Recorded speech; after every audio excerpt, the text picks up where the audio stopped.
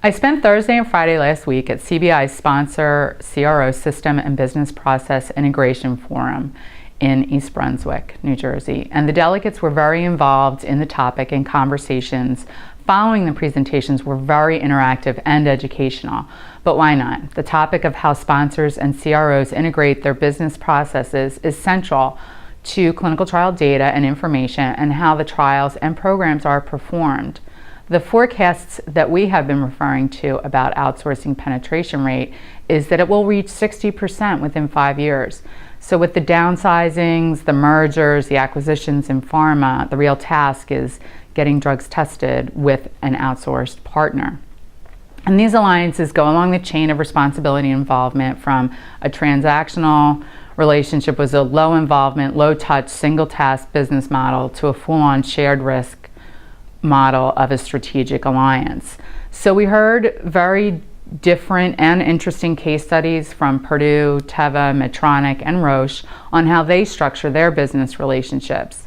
We also heard a presentation from Quintiles that focused on governance, and that is how the relationship should be structured up front and achieved so that each side knows what they are responsible for, who the champions are, and how issue resolution is achieved.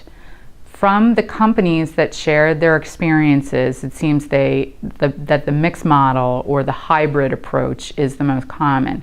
That is, there is no one CRO that will handle all the sponsors' needs or one business model that they will use. So, for example, Charlie Wilmer, Senior Director, Clinical Systems for Purdue, noted that in 2006, the company built its outsourcing strategy with one CRO after a significant downsizing. However, it learned that that hands-off approach with a single CRO was not the right fit for them.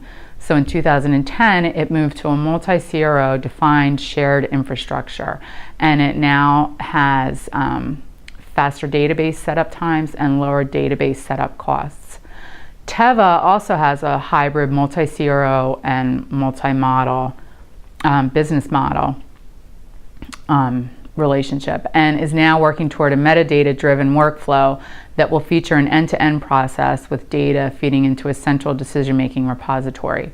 Teva emphasized that in the past, they would engage CROs for their clinical or therapeutic capabilities. Now the CROs are also examined for their operational capabilities, and if they aren't aligned with Teva on an operational level, they aren't selected.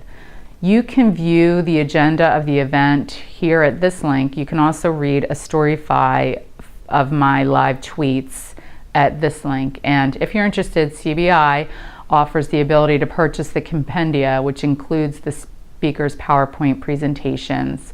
And you would order that on the Order Now button at that first link.